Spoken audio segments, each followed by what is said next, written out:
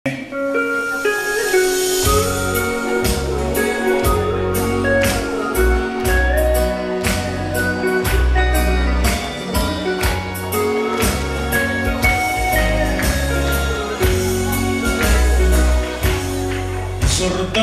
ram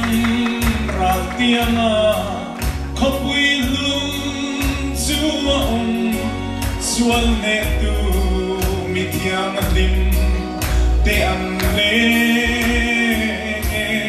kong khar moy lutura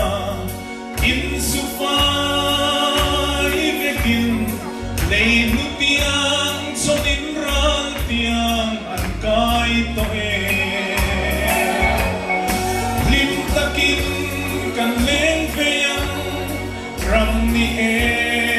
moy takakian kan kual sin na lay ram pela kan toring na kan so hunin perang no meliam nuka van mithiam lim te sai moy ne naglamoy sa kan oyang Tupia viral ramoya kian Supapui aleng kecuan kadam lo betin lumay na biature ansoy ngay tolo sandam tu tutung mga sual ngay dam boy natin at simpak lo kapwi moya nintakin kan leng veyang ram ni moy takakian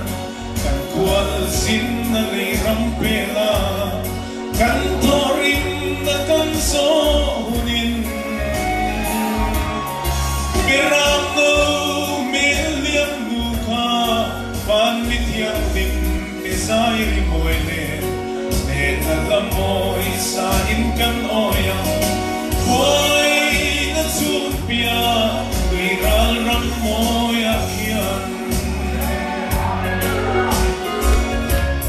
swal natin kaan sare leishom mahiyan kandam pilo imangay te lalima nuel taksane karaw damlo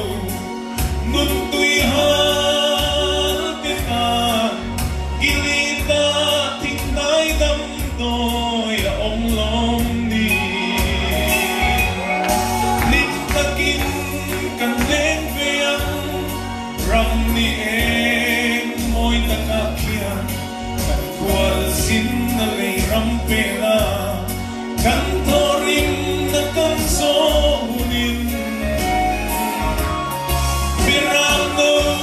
meliam nuka van mithiang lim te sai moy ne naglamoy sa kan oyang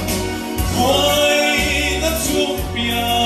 viral ram moy akian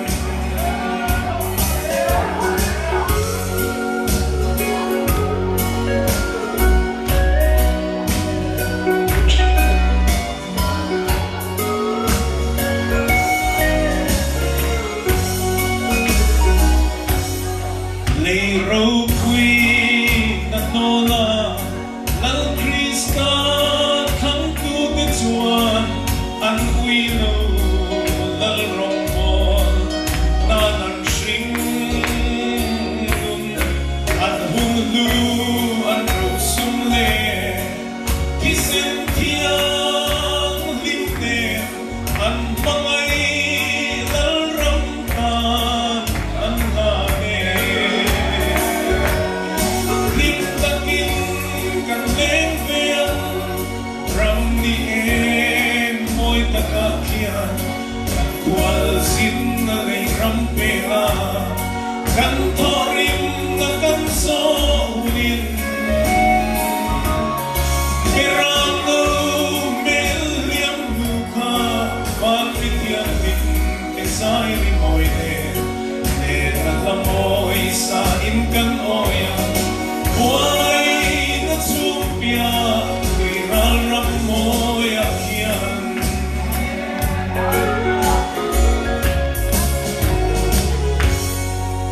la li so chok ro pi ro se